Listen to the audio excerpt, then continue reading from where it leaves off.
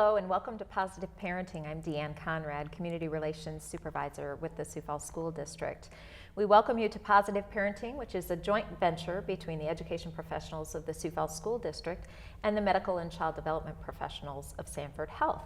Our topic today is behavior challenges. Behavior challenges affect everyone across the board, whether that's parents at home or in the classroom where students are exhibiting those behaviors as well. So we're here to talk today a little bit about those behavior challenges, what supports are available in our schools, and medically, what can we do to support our children as they experience those behavior challenges, and we try to work with them to work those topics out. So that will be our topic today. We have great guests to join us, and I'll have each of them get started by introducing themselves. And Deb, if you'll start, please. I'm Deb Mullenberg-Wilson, and I'm the Special Services Director for the Sioux Falls School District. Celeste. I'm Celeste Youthy Bureau, the Interim Assistant Superintendent. Wonderful. And I'm Sarah Conradi. I'm a licensed psychologist with Sanford Psychology and Psychiatry Clinic. So thank you all for being here today. I think behavior challenges, if you're a parent or if you've ever been a child, which we all have, you know that there are just the gamut of behaviors out there. The temper tantrums of the 2-year-olds to the more aggressive behaviors that sometimes happen as children are trying to identify who they are, find their independence, those types of things. Really, there's a cross-section, and we all have ways in which we exhibit anxiety or stress or that type of thing that may come out and appear as a behavior challenge somewhere along the line. You're rather new to the profession, you said, licensed a couple of years ago now. Right. What kind of work do you do most often with Sanford? I have a lot of variety in my job, which is nice. I work with kids and adults. I do neuropsychological testing and evaluations, sometimes for learning disabilities or ADHD or other concerns in childhood, as well as testing for adults. And then I do therapy as well for adults and children, and mostly for young children it would be more behavioral therapy. And then as you move into adolescence, you can work more with the cognitive behavioral therapy. Okay, great. Well, it sounds obviously, you know, a need for that in every community. Right. Certainly that there'd be challenges that students exhibit. What have we been seeing in the Sioux Falls School District in terms of behavior and then the required supports that go along with that? Absolutely. Either one of you can weigh in here. I think one thing that we've seen is that the younger children tend to come to school, and as they are in a setting where there's rules or where there's just learning something and focusing, that's very new to a lot of kids who might not have had a daycare experience that really worked on some control with that, or just never had an experience in that. So that's a new learning part for them that they're not always prepared for and that they're not always receptive to. So sometimes we might see some behaviors that come out that they want to be in charge and do what they want to do when they want to do it. And when you get a classroom of kids of 20 or more, and we can't focus on just what one wants to do during that time. So I think that's what we're starting to see in our younger grades. Sure. And so there are supports available for strategies that we're using with teachers or that teachers are learning. What kinds of strategies would be useful in a setting like this where kids need some direction, need some encouragement, and maybe just haven't experienced that requirement before, and now we're in a classroom, as you said, with 20 students, and there are all kinds of different ideas and things that people want to do, and you know, and what are some of the strategies that we can use with that? Well, of course, being an educational institution that we are, education is always the key for us, especially starting with teachers first in the classroom, and that's to assume nothing and teach everything. So don't assume that the kids will just know that and read your mind of what you want them to do. We have to teach them and teach them those expectations and why we have to have rules, because when we have rules, everybody's happier. And we do get to do what we want to do, and we can learn something and have fun at the same time. Right. And so what are those basic strategies even a parent could be using at home, or what do you suggest in terms of if there's a behavior like that where somebody's just not used to the structure, Right. the routine? Right. What are some ways that parents and teachers can really focus in on that? Like Celeste said, just making the rules very clear and simple and easy to follow and understand. Having them stated, I think the classrooms do a great job of that, especially in the younger grades, of listing those classroom expectations. And then having those at home is also a good way for that generalization from the home to the school environment. So kids just know that I have some expectations of me, and when I do these things, I get rewarded, I get praised, I get reinforced by that, and that feels good, and so I want to do that more. And if they haven't had like a preschool setting where they haven't had any kind of structure of having to line up or having to sit still and quietly in one spot, that is very difficult for a child who hasn't had that. And so if you can even get your child into play groups where they're around children and teaching them those types of, sharing behaviors and waiting your turn and those type of simple things that they're going to be introduced to and really need to follow early on in kindergarten and throughout, that's beneficial for a child who hasn't had exposure to like a really structured environment like preschool or daycare even. Right. So I think we could all agree that those would be low-level types of behaviors, things that we're working on, and that every person has to work on when they're in a new setting. What is the norm? What is right? How am I supposed to act here? How do I act there? And just understanding what those social norms are and the expectations are. We hear a lot about maybe a next step up in the advancement of just those normal learning opportunities is ADHD, the attention deficit disorder, where there's maybe something a little bit that is identified where the behavior becomes a little bit more acting out and severe and that type of thing. How much of that do we have in the district? I mean, is that something we're seeing more often? I think the prevalence rate of specifically attention deficit is consistent in Sioux Falls with what you would see across the country. Some of those children need to learn prompts or cues for how to attend and to teach them compensatory strategies for, I know it's hard for me to pay attention in this kind of a situation, so how can I overcome that and know those strategies? So Choosing for some to sit children, at the front of the room that's or right. something. So those are things I think you start with. Each of our schools has a student assistance team, which includes a variety of professionals from the school, teachers, the principal, counselors, who, if a child continues to struggle and isn't responding to some of those teaching opportunities that are going on in a classroom, then maybe that team will brainstorm. What could we put together for a plan to help this individual student so that the message is consistent with the people they come in contact with around our school, and then what can we do as the next step for a consistent plan that we're all implementing.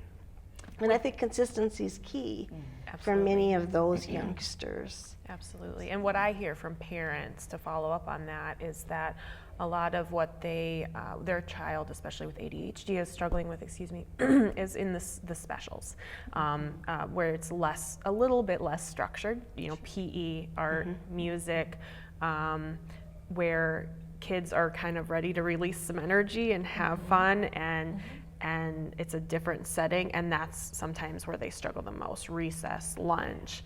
And so having all the teachers and staff that they're going to come into contact with understand, we've got a child that struggles with attention, and so these are the things that are working in the classroom, and you could try those here in gym, or there's social skills concerns, and so at recess we need some help, getting some friends together, and those are some things that I think parents report to me a lot in the clinic, is that in the classroom it's getting a little better, but they're still having a hard time in those other areas of the day. Right, it is a less structured environment. We're asking kids to be creative in art and music, and use their bodies in PE, and so some of those rules are maybe not as easily identifiable when Yeah. you're in a big gym setting, and as opposed to when you're, in your classroom setting where things, maybe there aren't so many outside forces or just other activities that sort of send you in a different direction. So those are all important things that I think every parent can learn from. We have, on the next step up, we have students that are not able to be in a typical classroom setting because of their behavior challenges. What supports are available for them, and who are those students? Absolutely. I think maybe the next step would be schools and parents talking together about an individual child and saying, here's where the challenges are, and can we cooperatively come up with some strategies for that child. It might be at that point, if there have been many interventions tried and the child still struggles, there could be sometimes a referral for specialized evaluations to really study what those are. And sometimes parents choose to independently work with a medical provider to explore some of that. Some might come through the evaluation process for special education. So now you add on more interventions and a closer study of what all the factors might be. Is it attending, or is it also some things in learning are hard?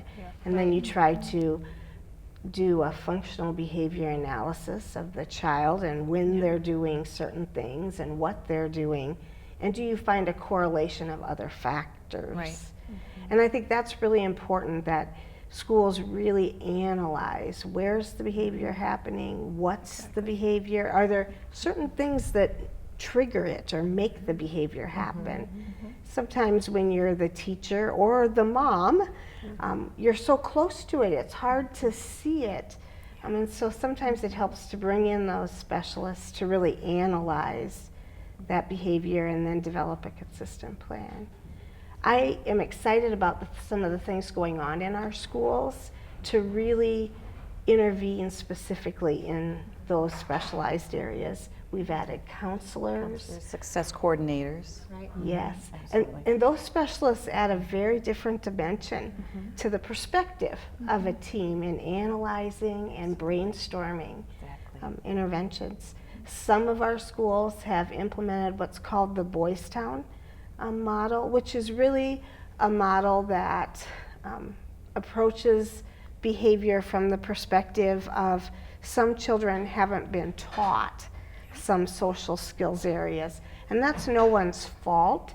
It's just the difference that all of us have in perspective Right. of those skills. And so it's a very planned teaching methodology that if I don't know how to accept no as an answer, that we'll teach you ways to do that and still have a voice for what you want or you need. It looks at some of our behaviors as a communication tool. And so what's the behavior trying to tell us? So that we don't just always assume behavior is a planned defiance, because sometimes behavior has a very different function. I need attention, I'm trying to tell you something, I don't understand the material. I don't understand, I'm avoiding. So we really need to get to the bottom of that. And I think Boys Town gives teachers and parents and all staff more information about how to intervene in a positive way as opposed to looking at it negatively. And Celeste, we have a number of schools trained in Boys Town and a number Right. that will continue to get trained. Correct. Do you want to talk a little bit about Correct. that?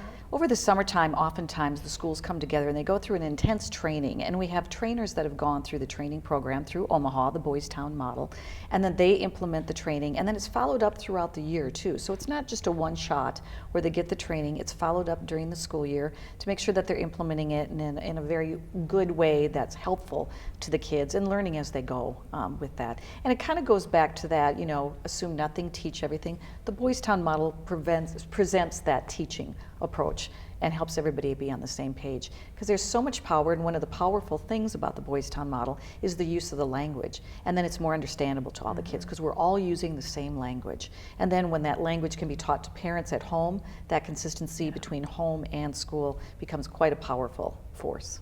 Are you familiar with that model?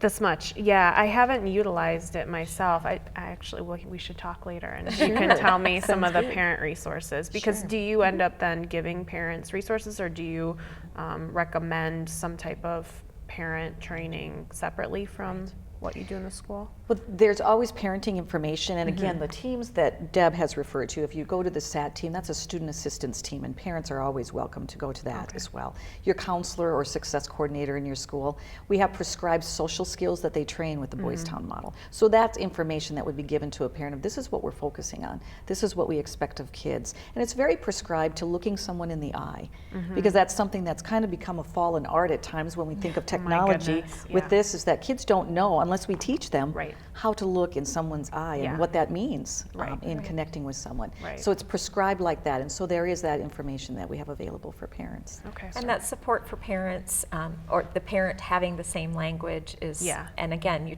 talked about consistency is Very is important. critical. Yeah.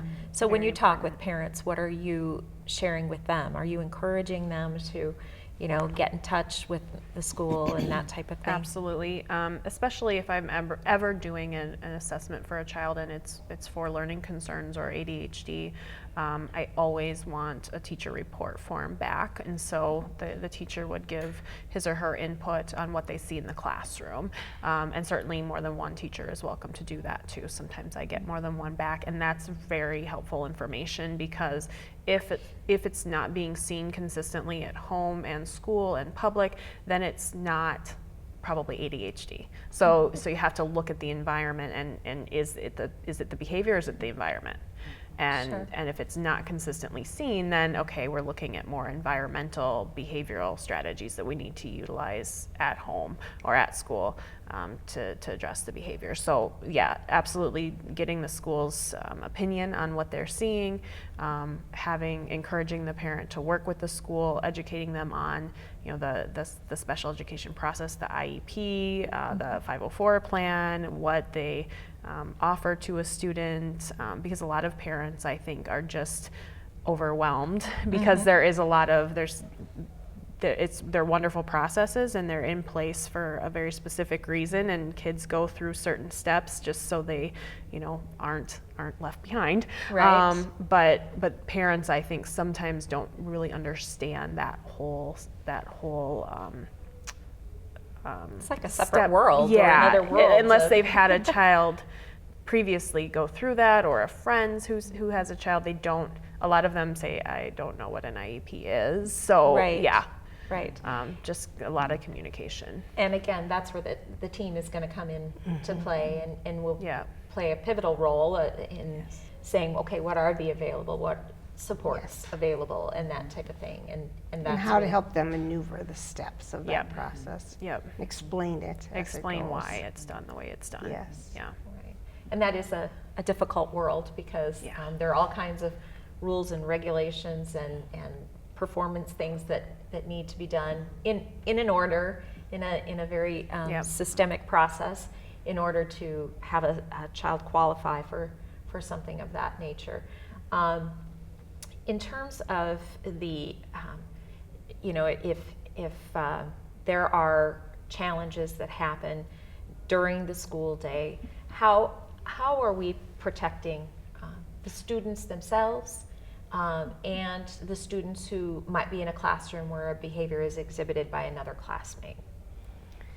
We have trained teams who train staff in buildings on a methodology called crisis prevention intervention, which emphasizes that when a child's behavior escalates to a point that their safety or the safety of someone else is jeopardized, that you would first implement some strategies to de-escalate that child so they don't move on into more dangerous kinds of behaviors. When those things happen, usually an administrator from the building would be involved then And then they would start to have some discussion about what the behaviors specifically were and if they impacted the child or other children's safety from the perspective of discipline. So then that would move on to the principal for that next step.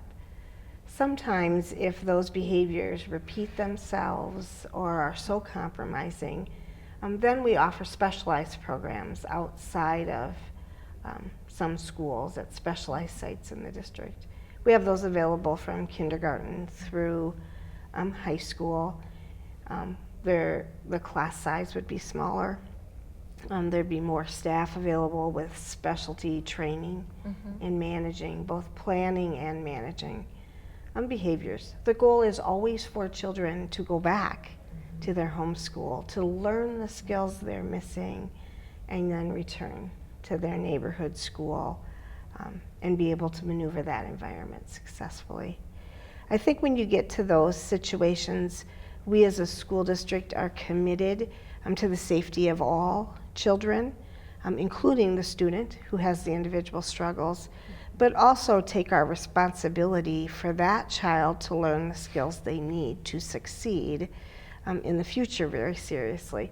So it's a balancing act of taking care of the individual with the struggle and yet maintaining the safety and the learning environment of all the other children. So those become complicated processes and emotional processes for everyone who are involved. And yet, as a school district, we are very responsible to everyone who's involved in the situation and the confidentiality of everyone involved also. So those become very delicate situations for school principals to manage. You know, I come back to, as you're talking there, Deb, our mission statement as a district to educate and prepare each student. Yes. And we really do mean each. And as a society, if we weren't taking care and providing a quality education to a child that has a behavioral disability or something of that magnitude, then we would not be keeping our level of responsibility, and certainly we're committed to that. Every child deserves that and is afforded that opportunity, and so that does become a very delicate balancing act in trying to negotiate what is best for that child, what is best for that child's classmate next to them, and trying to figure that all out. Medically, you know, we hear about some medications that are used in trying to help kids focus or such. Is that is medicine the first thing that we revert to? Is it one of the tools? I mean, what's sort of the progression of, as you're working with a child with behavioral issues, you know, where does that fall in the continuum of care that you use? Well, of course, it's always a parent's prerogative to decide what they're comfortable with for their child. And some parents are comfortable with medication. Some would prefer to only use behavioral strategies and then use that as a last resort option. I think that we try to do a good job in the medical community of really working with the parent and the child to see what's best for them and their family. And typically the first line of defense is that pediatrician or family doctor. That is where a child typically gets their referral to myself for therapy or to one of my colleagues in psychiatry for medication. Oftentimes I work with my colleagues in psychiatry to you know, hit up from both sides and try to do the best thing, because research shows that the best treatment for ADHD is a combination of medication and behavioral therapy. You know, it's different for every student, it's different for every child. So it's always a lot of communication. Parents have to communicate how children are reacting, and what the teachers are seeing in the school is very important too, because that's the setting in which the medication is often utilized the most between the frame of those school hours. Sure. And so I think parents rely heavily on teachers to communicate with them how a child is reacting, and the feedback I'm getting is that teachers are more than happy to do that and are doing an excellent job in, you know, I'm noticing this, or you know, and I think it can be a difficult situation just to find the perfect combination of what works. But you just work with the child as he or she grows, and you adjust as new things come, and middle school happens and high school happens, and and you have to kind of look, there's always going to be new things cropping up to address, and kids growing. And And we are coming up on our final few minutes of the program today, and would just ask for some final thoughts from our panelists today about continuing the conversation, keeping the lines of communication open between schools and parents, and what they're really seeing at home, and how we can negotiate these things so that it's best for all the students. Final thoughts, Deb, from you? I don't think schools and parents can ever talk enough about what's going on. And I think it's important that everyone remember the perspective of everyone. No one wants children to misbehave, and everybody wants children to succeed. So communicating about how can we work together and remain open in that communication. It can never happen enough or fast enough. Perfect. And those supports that we have available are available for reasons. Absolutely. But we're going to try everything we possibly can. Absolutely. At the lowest level. Yep, at the lowest level. And we're also going to use the knowledge. The one benefit that we have that's so helpful for parents, and why using a team approach with them is so important, is we can give them a good understanding too of, in comparison to the norm of students, where do their children fall? Because as a parent, I didn't know that in a group setting. And so I always like to use the comparison of, if you think like a stoplight, a green area would be those normal kind of behaviors that kids have, those little glitches here or there, redirections that work with the child. That would be a green area. A yellow area would start to become those areas where they might need a little bit more focus and attention. It might be a counselor helping out, might be a success work coordinator helping out, and then they're able to learn that skill and move on. A red area would be those areas where it is causing them to not learn, or others not to learn area, and that's where we have to look at more solid supports, because we're working to get from red back to a yellow-green kind of a zone. Right. Yeah. And finally, comments from you, if parents have a concern about behavior issues, what advice do you have? I think to always utilize the opportunities that the schools are providing with supports. Talking, like Deb said, you can't talk enough to the principal, the staff, the special educators, because they know what's available that a parent might not even know exists. And I think the schools do a good job at trying to get that information out to parents, but just asking those questions to make sure that you are aware of every opportunity that's available for your child. And then on the other end of it, if you're having concerns at home, that outside therapy can be beneficial to try to work on those things that hopefully can carry over into the school day, that the child can generalize and learn in school, because the end goal is just for a student not to just get through school, but to enjoy it. I mean, to enjoy those years and be successful and have friends and enjoy going to school. And I think when a child is struggling, it takes away from that enjoyment. And so I think that's everyone's goal. We all want that for them. So if you just keep talking and realizing you're on the same team, no one's working against each other, we're all working together for a common goal. Absolutely. Yeah. And that would be a great point to end on, is the fact that there is a team of people. Everybody wants what's best for that particular child, and so you're not alone. You don't have to deal with it on your own.